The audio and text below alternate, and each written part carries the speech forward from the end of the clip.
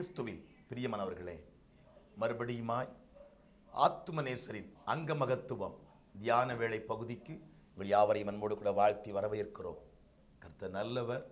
ஒருவேளை இந்த தியான நாட்களை கர்த்தர் ஏன் கூட்டி கொடுத்திருக்கிறார்? அவருடைய பாடு மரணங்களை குறித்து தியானிப்பதற்கும் ஆவிக்குரிய வாழ்க்கையில் இன்னும் நாம் ஒரு படி மேலே வளர்ந்து பெருகுவதற்கும் கர்த்தர் கிருபையாய் நீட்டித்து கொடுத்திருக்கிற நல்ல நாட்கள். ஒவ்வொரு நாளும் ஆத்துமநேசருடைய அங்கத்தின் மகத்துவங்களை குறித்து தியானிக்கிற பொழுது பேரானந்தம் கொள்ளுகிறோம். இந்த நாளிலும் அவிதமாய் தியானத்திற்கு போவதற்கு முன்பதாக எல்லாரும் அப்படி தலைகளை தாழ்த்தி ஜபிக்கலாமா? நேசிக்கிறீங்க நல்ல ஆண்டவரே, புதியதொரு நாளை தந்திருக்கிறீங்கப்பா. இந்த நாளிலும் தேவனாகிய கர்த்தர் இம்மட்டும் நடத்தினவர் உமக்குள் இன்னும் வளர்ந்து பெருகும்படிக்கு கிருபையாய் தந்திருக்கிற இந்த தபசு நாட்களை நினைக்கிறோம். விசேஷமாய் ஆத்துமநேசரின் அங்க மகத்துவங்களை குறித்து தியானிக்கிற பொழுது மெய்யாகவே எங்களுடைய ஆவிக்குரிய வாழ்க்கையிலே இன்னும் உடைய அன்பிலே நெருங்கி சேருகிற கிருபையை அதிகமாய் கூட்டி கொடுக்கிறதற்காக உமக்கு நன்றி தாழ்த்தி தருகிறோம். மீதமுள்ள ஒவ்வொரு நேரங்களையும் எங்களுக்கு ஆசீர்வாதமாக்கி தாருங்கப்பா. இயேசுவின் நாமத்தினாலே ஜபிக்கிறோம். எங்கள் ஜபங்களை கேளுங்க நல்ல பிதாவே. ஆமேன், ஆமேன். இந்த நாளின் தியானம் ஆத்துமநேசரின் கை. ஆத்துமநேசரின் கை. ஆத்துமநேசரின் கையை குறித்து கடந்த நாளில் ஒரு தியானம் பார்த்திருக்கிறோம். மொத்தம் 5 பிரிவுகளாக பிரித்து பார்க்க போகிறோம். கடந்த நாளிலே ஒரு தியானத்தை பார்த்தோம். எப்படியென்றால் ஆத்துமநேசருடைய கை குஷ்டரோகியை சுகமாக்கினது, காய்ச்சலை குணமாக்கினது, தெரியாத கண்ணை குருட்டு கண்ணை திறந்தது, கூனை நிமிர்த்தினது என்று பார்த்தோம். இன்றைக்கு அதோடு கூட இன்னும் வேறு காரியங்களையும் தியானிக்க போகிறோம். அதற்கு ஆதாரமாக சொல்லப்பட்ட வேத வார்த்தைகளை வாசிக்கிறேன். முதலாவதாக லூக்கா சுவிசேஷம் 7ஆம் அதிகாரம் 11 to 15 வரையிலுமான சுருக்கத்தை நான் வாசிக்கிறேன். இயேசு நாயின் என்னும் ஊருக்கு போனார். அவர் ஊரின் வாசலுக்கு சமீபித்த போது மரித்து போன ஒருவனை அடக்கம் பண்ணும்படி கொண்டு வந்தார்கள். அவன் தன் தாய்க்கு ஒரே மகனாயிருந்தான். கர்த்தர் அவளை பார்த்து அவள் மேல் மனதுருகி அழாதே என்று சொல்லி கிட்ட வந்து பாடையை தொட்டார். மரித்தவன் எழுந்து உட்கார்ந்து பேசத் தொடங்கினான். மத்தேயு சுவிசேஷம் 17ஆம் அதிகாரம் 1 to 8 வரையிலுமான சுருக்கம். இயேசு பேதுருவையும் யாக்கோபையும் அவருடைய சகோதரனாகிய யோவானையும் கூட்டிக் கொண்டு தனித்திருக்கும்படி உயர்ந்த மலையின் மேல் போய் அவர்களுக்கு முன்பாக மறுரூபமானார். சீசர்கள் முகங்குப்புற விழுந்து மிகவும் பயந்தார்கள். அப்பொழுது இயேசு வந்து அவளை தொட்டு எழுந்திருங்கள், பயப்படாதேயுங்கள் என்றார். அவர்கள் தங்கள் கண்களை ஏறெடுத்து பார்த்தார்கள் என்பது போதனை. இயேசுவின் திருக்கரத்தை பற்றி 4 குறிப்புகளை கடந்த நாள் தியானத்திலே பார்த்திருக்கிறோம். இன்றைக்கு வேறு 2 குறிப்புகளை தியானித்து பார்க்கலாம். முதலாவதாக இரட்சகருடைய கரம் சாவில் ஜீவன் கொடுத்தது. நம்முடைய இரட்சகர் 3 தரம் செத்தவர்களுக்கு உயிர் கொடுத்ததாக வேதத்தின் மூலமாக நாம் பார்க்க முடிகிறது. அதாவது ஒரு சிறு பெண் செத்த வீட்டுக்குள்ளும் ஒரு வாலிபனை புதைக்க போகிற போதும் ஒரு புருஷனை அடக்கம் செய்த 4ஆம் நாளிலும் உயிரோடு எழுப்பினதை பார்க்கிறோம். முந்தின இருவருடைய உயிர்த்தெழுதலும் ஆத்துமநேசருடைய திருக்கரம் பிணத்தை, அதாவது பாடையை தொட்டு எழுப்பியிருக்கிற அனுபவத்தை பார்க்கிறோம். இந்த மூவர் மாத்திரமல்ல, இயேசுவால் உயிரோடு எழுப்பப்பட்டார்கள் என்று எத்தனை பேர் தான் என்று சொல்லி முடியாது. இன்றைக்கும் அநேகரை கர்த்தர் ஜீவனோடு எழுப்பி வைத்து தந்து கொண்டிருக்கிறார். அக்கிரமங்களாலும் பாவங்களாலும் மரித்தவர்கள் அனைவரையும் உயிரோடு எழுப்புகிறார். கடைசி நாள் என்னப்படுகிற இன்னும் ஒரு காலத்தில் அவர் சர்வ ஜனங்களையும் அவரவர் சரீரங்களோடு உயிரோடு எழும்ப பண்ண போகிறார். இரண்டாவதாக இரட்சகருடைய கரம் பயம் தீர்க்கும் மருந்தாயும் இருந்தது என்று பார்க்கிறோம். யோவான், பேதுரு, யாக்கோபு என்ற 3 சீசரோடு இரட்சகர் மலையில் ஏறி மறுரூபப்பட்ட போது நடந்த அதிசயங்களை கண்டு பயந்து இந்த சீசர்கள் முகங்குப்புற விழுந்தார்கள். இயேசு அவர்கள் அண்டைக்கு போய் அவளை தம் திருக்கரத்தால் தொட்டவுடனே பயம் மாறி தைரியம் பிறந்தது என்று பார்க்கிறோம். தியானம். ஆத்துமாவே, இயேசு நேசரின் கை மகத்துவம் கண்டாயா? அருளின் மேல் அருள் அவர் உள்ளங்கையிலிருந்து பொங்கி வடிகிறது. எத்தனை வியாதிகளுக்குத்தான் அங்கே மருந்து இருக்கிறது. குஷ்டரோகத்துக்கும் அங்கே மருந்து, கூனுக்கும் அங்கே மருந்து, குருட்டுக்கண்ணுக்கும் அங்கே மருந்து, விடாசுரத்துக்கும் மாத்திரமா அங்கே மருந்து உண்டென்று நினைத்தாய். சாவுக்கும் பயத்துக்கும் அங்கே மருந்து இருக்கிறது. ஆகையால் நீ சந்தோஷப்படு. நீ பல வியாதி கொண்ட ஒரு மனுஷன் என்று நன்கு தெரியும். உன் பல வியாதி தீரும்படி எத்தனையோ வைத்தியர்களை தேடி தேடி பார்த்து அலைந்து கொண்டிருக்கிறாய். பல ஊருக்கும் போய் பலவிதமான துன்பங்களை அடைய வேண்டும் என்று பலதரம் நினைத்திருக்கிறாய். இயேசுவின் கரத்தை நோக்கி அதன் நிழலை அடைந்தால் உன் பல வியாதிகளையும் அவர் தீர்த்து போடுவார். அவர் கை வல்லமை உனக்கு தெரியாதா? தெரியாதிருக்கிறபடியினால் நீ இன்றைக்கே உடைய திருக்கரம் என்னை தொடட்டும் என்று சொல்லி அவரண்டை ஓடிப்போ.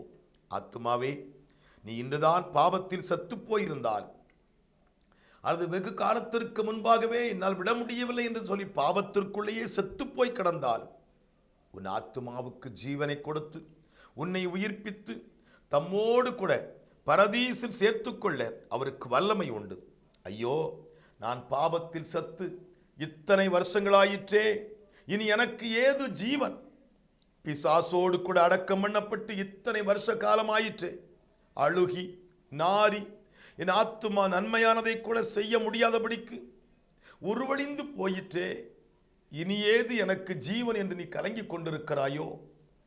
ஓ பைத்தியம் கொண்ட ஆத்துமாவே, இயேசுவின் திருக்கரத்தின் வல்லமையை நீ பார்க்க வேண்டியதே அன்றி உன் அழிவின் நாச நிலைமையை ஏன் பார்த்து கொண்டிருக்கிறாய்?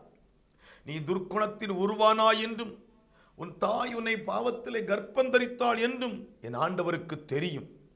உன் ஆத்தும சாவின் வருஷங்கள் உன் கணக்கை விட அவர் கணக்கில் அதிகமாய்த்தான் இருக்கிறது. அப்படி இருந்தும் உனக்கு நித்திய ஜீவனை தருகிறேன் என்று அழைக்கிறாரே. வா, பின்ன ஏன் கலங்கி போய் நிற்கிறாய்? செத்து தொலைந்து போகட்டும் என்று அவர் தள்ளிவிடவில்லையே. என்னிடத்தில் வருகிறவனை நான் புறம்பே தள்ளுவதில்லை, என்னிடத்தில் வாருங்கள் என்று அழைக்கிறாரே. நீ அநேக வருஷங்களாய் செத்து போன ஆத்துமாவாய் இருந்தால் போ, இப்பொழுதே உன் ஆத்தும நேசரண்டை போ. பிசாசு உன் ஆத்துமாவுக்கு பாடை கட்டி அதிலே கிடத்தி விட்டாலும் உனக்கு ஒரு நம்பிக்கை இருக்கிறது. நீ நரக வேதனையை இப்போதே அனுபவித்துக் கொண்டிருக்கிறதை போல இருந்தாலும் பிசாசு உன்னை பாவ பாதாளத்தில் தள்ளி உன்மேல் அவிசுவாசம், நன்மையை எதிர்த்தல், சந்தேகம் முதலிய பெரிய கற்களை போட்டு உன்னை மூடி போட்டது போல் இருந்தாலும் உனக்கு ஒரு நம்பிக்கை இருக்கிறது. ஏனென்றால் அவர் கையால் ஆத்தும அவிழ்தம் பெற்று உட்கொள்ள மாத்திரம் ஒரு தீர்மானம் பண்ணு. அவர் தமது திருக்கரத்தால் தொடும்படி மாத்திரம் வகை பண்ணிக்கொள். நீ பிழைத்தாய். நீ உயிர் அடைந்தவுடனே உன்னை பாடையில் கிடத்தின பகைஞனை அவர் சும்மா விடமாட்டார். ஆம், 2ஆம் ஆதாமும் நாசரேத்து ஊர் தச்சனுமாகிய அவர் உன் பகைஞனுக்கு, ஆம், உன்னை நாச மோசத்திற்குள் கொண்டு போய் கிடத்தின உன் பகைஞனை ஒரு சவப்பெட்டி செய்து அவனை பாதாளத்தில் அடக்கி ஒரு நாளும் தலையிடாதபடிக்கு அவர் செய்ய போகிறார். நம்பி வா. ஆத்துமாவே, நீ பலதரம் பேதுருவையும் மற்ற 2 சீசரையும் போல தேவ மகிமையை தாங்க முடியாமல் பயந்து குப்புற கிடக்கிறாய். அப்படி கிடப்பது இயல்புதான். சூரியனைப் போல பிரகாசிக்கும் முகத்தையும் வெளிச்சம் போல் துலங்கும் வஸ்திரத்தையும் அநேக ஆண்டுகளுக்கு முன் பிரிந்து வேறு லோகத்திற்கு சென்ற ஆவிகளையும் ஒளியுள்ள ஒரு மேகம் வெப்பத்தை தராமல் நிழலிடுவதையும் ஆகாயத்திலிருந்து தேவ சத்தம் விழும்பதையும் கண்டு கேட்கிற எந்த ஆத்துமாவும் கலங்கி போவது உண்மைதானே? உன் பாவ மயக்கமே இதற்கெல்லாம் முகாந்தரம். அந்த மயக்கம் தீர வேண்டுமானால் இயேசுவின் கரத்தை நாடு. அது பட்ட உடனே உன் பயம் மாறி சுகம் பறக்கும். அப்புறம் தேவ மகிமையாலும் சத்தத்தாலும் நீ மயங்கவே மாட்டாய். பழைய மோசையை சற்று கவனித்துக்கொள். சீனாயின் அடிவாரத்தில் நின்ற 6 லட்சம் புருஷரும் மற்றவர்களும் தேவ மகிமையை கண்டு கலங்கி நிற்கிறார்கள். மோசே கலங்கினாரோ? மலையை மூடின மேகங்களையாவது, கடந்து போன பிரகாசத்தையாவது, பேசின சத்தத்தையாவது கண்டு அவர் கலங்கவே இல்லை. அது ஏன்? தேவனுடைய கிருபாகரம் அவரை தொட்டது. ஆம், இயேசு, என் இயேசுவின் கரம் நம்மை தொடுமானால் தேவ மகிமைகளை காட்டும் எந்த பிரகாசத்தையும், பாப நாசத்தை காட்டும் எந்த கார்மிகங்களையும், துன்பம், துக்கம், சாவு என்னும் இடிமுழக்கங்களையும் எதை கேட்டால் என் ஆத்துமா காண்கையில் கலங்கி சாகவே மாட்டாது, அது மயங்கி மரிக்கவும் மாட்டாது. ஏனெனில் கர்த்தருடைய கிருபாகரம் என்னை தொட்டால் என் பயணத்தில் இருக்கிற பயம் நீங்கி விலகி போகும். ஆம், ஆத்துமாவே இன்னும் ஏன் மௌனம் சாதித்துக் கொண்டிருக்கிறாய்? ஆத்துமாவே இன்னும் ஏன் ஸ்தம்பித்து நின்று கொண்டிருக்கிறாய்? இதோ உன் ஆத்துமனுடைய கரங்கள் உன்னை நோக்கி விரித்த கரமாய் வா என்று அழைத்து நிற்கிறார். போ, அவரிடத்திலே போ. அவர் தம்முடைய கிருபாகரம் நீட்டி உன்னை தொடுவார். தொட்ட மாத்திரத்திலே உன் பயம் விலகும். மாத்திரமல்ல, பல வருஷங்களுக்கு முன்பதாகவே நீ பாவத்திலே விழுந்து எனக்கு ஒரு மீட்பு உண்டோ என்று தியங்கி நிற்கிற நேரத்திலே அப்படி கிருபாகரம் தொட இப்பொழுது ஒப்புக்கொடு. அவர் உன்னை தொட்டால் உன் பாவ ஆயாசம் நீங்கும். நீ மரித்து போன நிலைமைந்து மறுபடியும் எழும்புவாய். பயம் நீங்கி பரிசுத்தமான ஒரு வாழ்க்கை வாழ்வாய். அப்படிப்பட்ட கிருபைக்குள் கர்த்தர் உன்னை அழைக்கிறார். வா. ஜீவன் தரும் கரமே நமஸ்காரம், பயம் அகற்றும் கரமே நமஸ்காரம், நமஸ்காரம். அன்பானவர்களே, ஆத்துமனுடைய கை மகத்துவங்களை கண்டிருக்கிறோம். முதல்ல பார்த்தோம் வியாதிகளை நீக்கிற்று. இங்கே பார்க்கிறோம் மரணத்தில் இருக்கிற மனுஷனையும் தொட்டு சுகப்படுத்துகிறார். பயந்து போய் கிடக்கிற சீசர்களை எழுப்பி பயத்தை அகற்றுகிறார். ஏன்? உங்கள் வாழ்க்கையிலும் இருக்கிற பலவீனத்தை மாற்றுகிறது மாத்திரமல்ல, செத்து போய் கிடக்கிற நம்ம வாழ்க்கை மறுபடியும் உயிர்ப்பிக்கிற ஆண்டவர். பயந்து போய் இருக்கிற வாழ்க்கை மறுபடியும் சந்தோஷப்பட வைக்கிற ஆண்டவர் இன்றைக்கு நம்மையும் தொட காத்திருக்கிறார். அந்த விசுவாசத்தோடு எல்லாரும் அப்படியே முழங்கால் படியிட்டு ஜபிக்கலாமா? மகா இரக்கமுள்ள இரட்சகராகிய இயேசு கிறிஸ்துவே, தேவனுடைய கிருபாகரத்தின் மகத்துவங்களை உணர்கிற ஏழை பாவிகளாகி எங்கள் ஆத்துமா சாகர நிலைமையில் இருக்கிறதப்பா. ஆண்டவரே, எங்கள் ஆத்துமா சாகர நிலைமையை பார்த்து நீ சும்மா இருக்கிறவர் அல்ல. இப்பொழுதும் உம்மண்டை நெருங்கி வந்திருக்கிறோம். ஆண்டவரே, சாகர நிலைமையில் இருக்கிற மனுஷனுடைய சாவை நீர் விரும்புகிறது இல்லையே. எங்களையும் கரமீட்டி தொட்டு சாவிலிருந்து ஒரு பரிபூர்ண விடுதலை தாரும் ஆண்டவரே. பாவத்தின் நிமித்தமாய் மரணம், குடும்பத்திலே ஒதுக்கப்பட்ட நிலைமையில் நிமித்தமாய் எல்லாம் கைவிடப்பட்ட நிலைமையில் மரித்து போன நிலைமையில் இருக்கிறோம் ஆண்டவரே. தொட்டருளும் இயேசு சுவாமி. உலக வாழ்க்கை எப்படிப்பட்டதோ என்று இப்படி வருகையில் நாங்கள் பயந்து போய் ஒழித்துக் கொள்வோமோ என்று பயந்து போய் இருக்கிற வாழ்க்கையிலிருந்து எங்களுக்கு இன்னைக்கு ஒரு விடுதலை தார். உடைய கிருபாகரங்களை நீட்டி தொடுவதாக எங்களுக்குள்ள இருக்கிற பயம் நீங்கட்டும். முகமுகமாய் தரிசிக்கிற ஒரு அனுபவம் எங்களுக்கும் தார். ஆம் ஆண்டவரே, அந்த விசுவாசத்தோடு எங்கள் யாவரையும் உடைய அன்பு கரத்திலே தாழ்த்தி தருகிறோம். இந்த ஜப நேரத்தில் பற்பல காரியங்களுக்காக ஜபித்துக் கொண்டிருக்கிற பிள்ளைகள், விசேஷமாய் மரித்து போனவர்களை உடைய கரம் தொட்டு எழுப்பினதைப் போல என் வாழ்க்கையில் எல்லாமே செத்து போய் கிடக்கிறது. மறுபடியும் என்னுடைய தொழிலிலே ஒரு முன்னேற்றம் வராதா? என்னுடைய வாழ்க்கையிலே ஒரு மேன்மை எழும்பாதா? என்னுடைய பலவீனத்திலிருந்து எனக்கு ஒரு விடுதலை கிடைக்காதா என்று சொல்லி ஏக்கத்தோடு காத்திருக்கிற பிள்ளைகளை கர்த்தர் இப்பொழுது விசுவாசத்தோடு உம்மண்டை நெருங்கி நிற்கிற ஒவ்வொருவரையும் நீட்டி உடைய கண்மீட்டி தொடுவீராக. பலவீனங்கள் மாறட்டும், சோர்வுகள் விலகட்டும், செத்து போயிருக்கிற அனுபவங்கள் நீங்கட்டும், தொழில்துறைகளில் ஒரு விருத்தி உண்டாகட்டும். இயேசுவின் நாமத்தில் கர்த்தருடைய செய்யணுமே ஜெபிக்கிறோம். ஆவிக்குரிய வாழ்க்கை எங்கள் பிள்ளைகள் இன்னும் புதிதாக்கப்பட்டவர்களாய் புதிய கிருபையை சுதந்திரித்துக் கொள்ள உதவி செய்யும். இந்த நாட்களிலும் பற்பல வேலைகளுக்கு இன்னைக்கு ஆயத்தமாக இருக்கிற பிள்ளைகளை கர்த்தர் கண்ணோக்கும். கூடவே இருந்து நடத்துங்க அப்பா. எங்கள் பிள்ளைகள் வாழ்க்கையில சோர்வின் ஆவுகள் நீங்கி போகட்டும். பலத்த கரம் பிள்ளை தொட்டு ஆசீர்வதிக்கட்டும். குடும்பங்களில் என்னமையான கரங்களை ஆயத்தமாக்கி தாருங்க. படிக்கிற பிள்ளைகளை விசேஷமாய் கண்ணோக்குவீராக.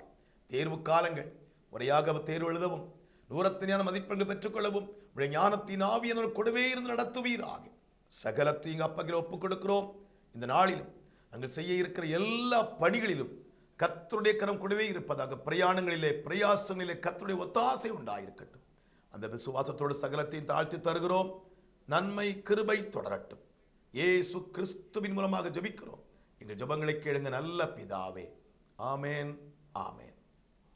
என் ஆத்துமாவே கர்த்தரை ஸ்தோத்திரி, என் முழு உள்ளமே அவருடைய பரிசுத்த நாமத்தை ஸ்தோத்தரி. என் ஆத்துமாவே கர்த்தரை ஸ்தோத்தரி. கர்த்தர் செய்த சகல உபகாரங்களையும் மறவாதே. ஆமேன், ஆமேன். பிரியமானவர்களே, ஆத்துமனேஸ்வருடைய அங்க மகத்துவங்களை குறித்து தியானிக்கிற நாம ஒவ்வொரு அங்கங்களின் மகத்துவங்களும் எனக்காக நமக்காக எவ்வளவாய் மேன்மைகளை தரும்படிக்கு பாடுகளையும் சகித்திருக்கிறது என்று நினைக்கிற பொழுது மிகுந்த சந்தோஷம். தொடர்ந்து அங்க மகத்துவங்களை குறித்து தியானிக்கிற நாம முழுவதுமாய் அண்டிக் கொள்வோம். கர்த்தர் நம்மை தம்முடைய பலத்தினால் நன்மையினால் முடிசூட்டி வழிநடத்துவாராக. இன்னொரு நாள் உங்களை சந்திக்கிறோம். God bless you.